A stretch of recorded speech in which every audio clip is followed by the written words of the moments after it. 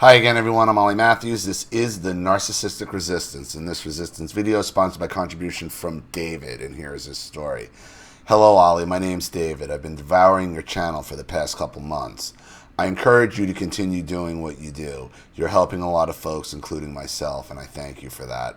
I hope this letter helps a listener to relate and maybe validate him. Narcissism is cancer and has to be eradicated. The more we educate, the better we can protect ourselves. I am the oldest son of a family of 3. My youngest siblings are both girls. My mother is a covert narc and my father is an enabler. Concepts that I only discovered this year. I have been with the same girlfriend for the past 12 years now. A perfect woman for me whom my mother never liked. We met at 17. I've been living with her for 5 years and we love each other very much. The family dynamic is that I've been scapegoated all my life. The middle child, let's call her Mary, is the golden child, and Catherine is another scapegoat trying to imitate Mary and killing her identity in the process. I've always been the truth teller, and my parents always hated it. They never liked who I am, only my accomplishments so they can shine. In every aspect of my life, I am different from my family. I believe in God. I have conservative values, and I'm well aware that the world isn't what it seems to be. Like you, I'm into conspiracy theories. I think you mentioned that in 2014 video. Communication with my family was always difficult and became more problematic when I discovered new things. I was ridiculed for what I would think or say and blamed a lot for the discord I created. The truth was that I only wanted to talk to them about it and engage into a discussion, but I soon realized that they weren't interested in my views. It was always about them. So because of their reactions, I became more and more introvert with them as the years went by. Right, because you realize there's nothing you could say. They don't want to hear anything you have to say that's real. All they want to hear is you saying good things about them. You want a narcissist's attention? Compliment them. That's the only way. That's the only way when you're dealing with these types of people is you make it about them in a positive way where, they're at the top of the food chain. They're at the pinnacle. Other than that, forget it. My parents got us involved in a real estate project in 2015, looking to buy a property to allow their youngest daughter, Catherine, to move out. We would live on the top floor while she would live in the basement. The 2 units were separated. Because we had bad experiences with apartments, me and my girlfriend told them we could help them and become their first renters. Bad idea. Bad idea. Bad idea. My parents told us that the goal was to allow Catherine and us to gather a good sum of money to buy a house, which we didn't need. We could not buy a house, but we were getting there. We clearly stated at first that we did that to help them out. Our intentions was to help them because, family. At the time, we did not know anything about narcissism. You're only going to suck yourself down. There's the problem. Only the narcissist would accept help from people who need help themselves. Only, you're not helping them. Like, they should be looking at you and... No. We thought we could get points from it. Good luck. Showing our good intentions for the 100th time. Yeah, I'm a slow learner, but I learn. We were aware of things that were wrong, but we were never able to explain them. Just to be clear, my parents would have never been involved with that project if we didn't take part in it. I got the personal confession from my father. As soon as Catherine moved in, 1 year after my parents bought the house while I and my girlfriend paid the rent, the idea that the project was a partnership between all of us became obsolete. It became my parents' retirement project, they would say. Because they were theoretically the buyers of the house, they became the owners of the project. They made all the rules, and they showed up at the house, playing in our windows and gardening our yard. We told them specifically that we do not need their help, and we required a phone call if they ever wanted to work around the house. Good luck. Good luck, okay? Because as far as they're concerned, you're living in their fucking treehouse. That's what they're doing. They've infantilized you and your sister, and that's what they're doing. Good luck. I'm sure that went over like a lead fucking balloon. They didn't care. Of course they didn't care. They came anyway. It was now their house. After numerous fights about several things, the dynamic changed. We would hang less and less with them because they showed no respect for our boundaries or what we want. Why would you want to hang with your parents anyway? I believe calling before stopping by is normal behavior. My mother, when she visits her parents, likes to go visit her aunts unannounced. Who does that? My parents would also enter our house when we were absent. They did it in 2017 to fix the toilet, they claimed, and in 2018. However, in 2018, when we visited Italy, we specifically told them not to enter our home. They still hid that fact to this day. When we came home, our freezer was open and our curtains were open. Naturally, we made sure everything was closed before leaving for our vacation. Just another example of how they have no respect for our privacy or boundaries, and they never will. You're living in your narcissistic parents' treehouse. That's basically what it is. That's basically what they built you and your sister a treehouse, an adult treehouse. The rules became clear. Catherine was allowed to do whatever she wanted, but we had rules applied specifically to us. You're grown adults. Do you see this infantilization role you've taken? Like your little sister can do what you and I can't. Like you're all adults anyway, because you're living in a treehouse. Rules. We had to take care of the yard and everything related to the house while Catherine was chilling. I felt like I was taking care of a 23-year-old teenage teen living in the basement. My father invested $30,000 of his own money into the basement. I was all fine with it. People are free to do what they want with their money. I'm very libertarian on that matter. But I know my mother was using it like a carrot at the end of the stick. This is how Catherine lost her soul to my mother also by accepting that deal. It all went into the dumpster in May 2018, 2 years after Catherine moved in. This is the day I had the what the fuck moment you talked about in your video. I called my parents to ask them a schedule so Catherine would do the lawn and pick up the poops that her dog drops in our yard. My mother started to tell me it wasn't possible, that Catherine could do the lawn when she wanted to pick up the poops when she wanted. I couldn't believe it.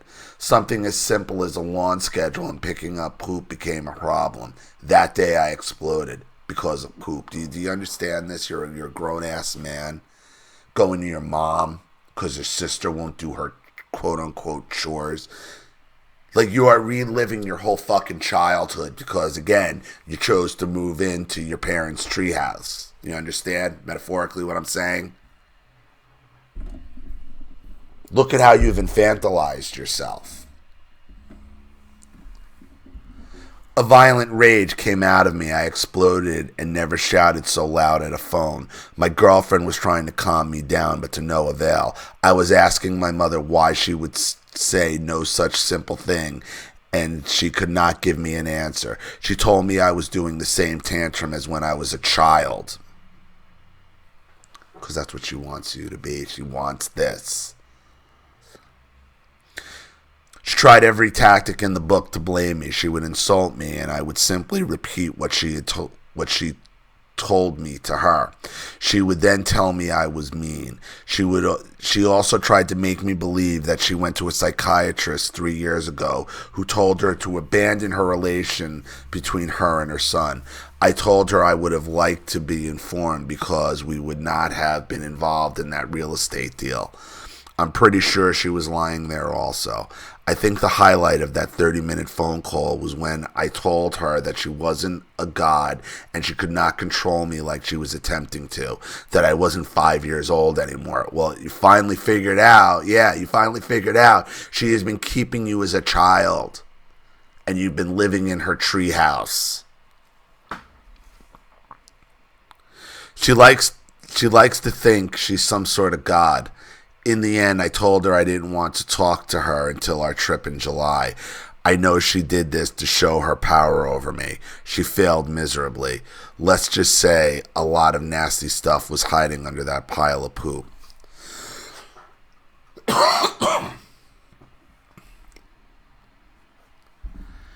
It sounds so ridiculous when I write it down, but that day something broke. I became fully aware that something was wrong, and I knew it wasn't me. So much rage for something so stupid. I would have hit her, I'm honest. I could not recognize myself, and that scared me. Because you realize that moment, you want to know why you didn't recognize yourself? Because you realize you haven't lived a day of your fucking life. That this woman, at that moment, you realize has been keeping you at 5 years fucking old your entire life. And you realize it's never going to change. And you also realize that your mother has been bullying you your entire life, using it through your sister and all this. And this whole, quote, real estate deal, which is really you just living in a tree, in your parents' tree house. This is the moment you realize, the moment you broke. Holy shit.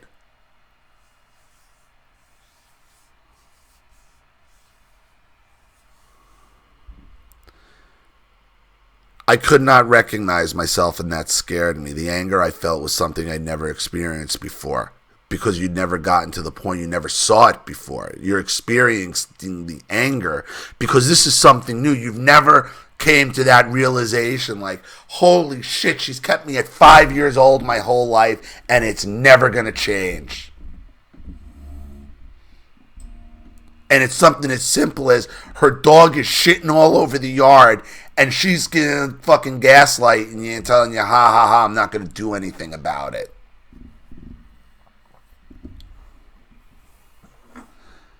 I realized after having less and less contact with them that I hated my parents, especially my mother, for a long time.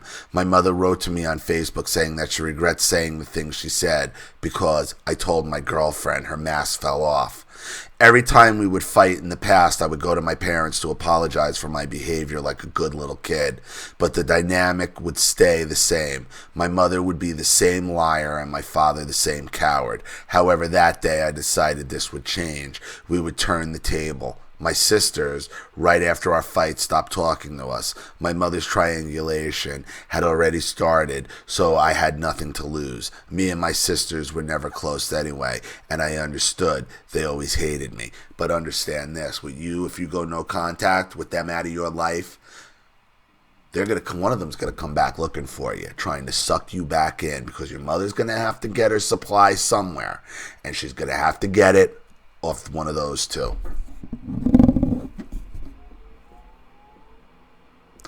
I watched some videos about Jesse Peterson and other speakers. I was obsessed in finding an answer to what was happening. He gave me, through a video, the concept of forgiving your parents to move on. That true forgiveness is actually detachment, which is something I didn't know. So after educating myself about it, I convinced myself in doing it. I decided I would truly forgive my parents. I question that. There's a high price to forgiveness. If you can forgive them for something they haven't even apologized for, what I find is when you decide you're going to forgive somebody, you're lying to yourself. You're lying to yourself. You either forgive or you don't. If you got to tell yourself, I'm forgiving this person, you're not really forgiving them. And eventually that's going to come back to bite you in the ass. You have a right to. See, here's the thing. Why are you looking to forgive? Okay, you just figured out you have a right to your anger. What are you forgiving already? You have a right to your anger. Your anger is righteous. Okay, you've been abused for going on 40 years. Okay, and you're telling me you got over it to forgiveness in under a year? Bullshit. You're lying to yourself. Fuck forgiveness. You're not even close to being ready for forgiveness.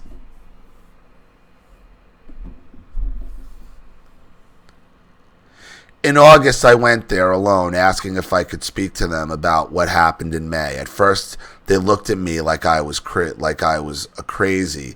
What are you talking about? It was the first shock I got. They tried to make it like it was nothing or in the past. I sat with them, and I told them I forgave them for as long as I can remember. You should have seen their faces, cringing. And then the blame game started.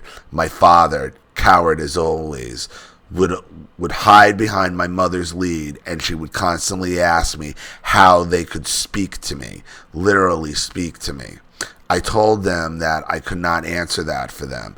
I'm a very social guy. I own a business.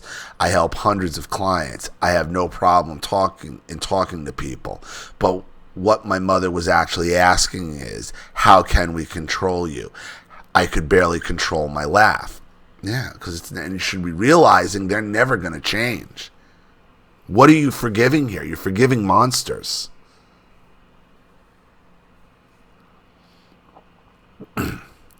After that meeting, I went almost no contact. After all, we are still stuck in that house until next year. She would write to me on Facebook, but I would ignore her. She would keep writing without answers. One day, she asked me if she was correct to guess that I wanted to stop contact. I answered yes for now. You see, she can learn when she wants. As you know, it didn't stop there. It kept going, and because Christmas is coming, more and more messages were coming also. The intensity went up. She would ask me how I was doing, yada, yada, yada, just to see that notification on Facebook saying that I saw her message. It was enough supply for her. I'm a comic book artist, and she was starting to get all my family to write on my posts. I realized that she was actually getting supply from that also, showing off, always congratulating me, and when my girlfriend liked the post before her, she would not hit that like button. It became obvious when the golden child sister blocked my girlfriend on Facebook. She is indeed the perfect extension of my mother. My girlfriend became officially the scapegoat. It is hard to explain why your son doesn't speak to you, but when you can say it because of the girlfriend, it becomes way more easier to lie. So we blocked them all. Should have blocked them a lot sooner than that, because what your mother was doing was she's virtue signaling for everybody on Facebook to see how she's like trying to support you on, and it's like, how could you cut out your mother? It must be your girlfriend that's the problem. See, this is like where forgiveness will get you. This is where forgiveness will get you in trying to deal with these people. Why are you stuck? Like, I don't understand why you don't just move out of this house. You don't owe them anything. They screwed you over, yet you're there trying to honor some kind of deal. At some point, it becomes about the principle. Like, even if you're not ready to buy a house, I would move out and rent somewhere else just on the principle of it alone.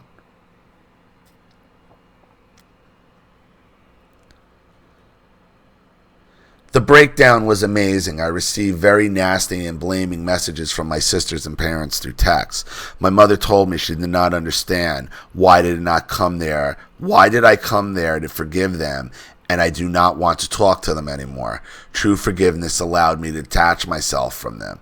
I feel no hate, but I do still feel anger when they show disrespect. I believe it was one of the cornerstone of my life. The next step is the moving part, which will happen around next March. We're very excited. In the end, with no contact comes memories. It was obvious that my mother always saw my independence and my girlfriend as an issue to her rule, which is why she baited us into that house. I am more creative and more financially responsible than both of my sisters, and they know it. I would never ask a dime for anything. I started to work at 14, and when I met my girlfriend at 17 and my mother saw that it was getting serious, she tried to make me meet my sister's friends in front of my girlfriend.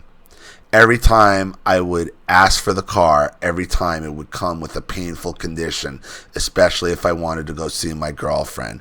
I would have to pick up the golden child's sister to a bogus thing. Like you, I was also never believed when I was sick. I was forced to go to school and then be sent back because I was too sick. One New Year's Eve, we were supposed to go to my grandmother's house, and I was puking like crazy. My father, very angry, just shouted at me, "You can tell us if you don't want to come." He could not see that my face was green like the Grinch. One time I had pneumonia for about a week, and when I called my mother from school, she asked me with a sigh, "Are you really that sick?" Oh God, how many times I heard that. Or, "If I come there and you're not sick, you're dead. You understand me? Dead." Yeah, the nurse is calling you because I have a fever, not because... The funny part is that I never lied about being sick to my parents. My girlfriend quickly became the scapegoat also, and now is more than ever. Maybe one day I'll write about what my family did to her. We now know that my mother has been triangulating for numerous years. This is a really sad woman. I was never beaten, but the impact of these people had psychologically will leave a scar forever. I just decided to stop scratching it and understand it. Thanks again, Ollie, for reading my letter. Happy Thanksgiving. God bless your family. Much love, David. I'm glad to see that in your aha moment, in your moment where you realize that you've been infantilized your entire life, that you're living in your narcissistic parents' treehouse, and nothing's going to change until you get out of there. And I would caution you about the forgiveness. Now, because it's real hard to forgive people who don't acknowledge what they've done and don't want the forgiveness to begin with. You're entitled to your anger. It's righteous, and there is just no way you can get to a point, in my opinion, you can get to a point of forgiveness when you just had your aha moment not a year before. You've been abused for 40 years. You're not going to get over it in 6 months. This is not the way it works. So be aware of that and understand you have a right to your anger. And this is just a result of living in your narcissistic parents' treehouse. Gotta go. So I hope that helps. Thank you so much for your contribution and your story, David. I really appreciate it. Thank you to everybody watching. Please leave any opinions or advice in the comment section below. And again, if you want your story read on the channel, you have a topic you'd like me to cover, a narcissist you'd like to expose, you'd like to set up Skype, a phone call, have a private video made, or a Facebook live chat, or you'd like to sponsor a video like this for someone who needs help and can't afford it, or just make a contribution to the channel in general to keep it supported, growing, and successful, because this channel survives 100% on contributions from all of you. Without you guys, all this goes away. So if you like what you see here and you want to see more videos like this, you know what to do with the PayPal and email links in the description box. Also, please like and share this video wherever you can. Subscribe to my channel if you haven't, and be sure to click the subscription bell to be notified of all my video uploads. I'm Ollie Matthews. This has been the Narcissistic Resistance. Take care.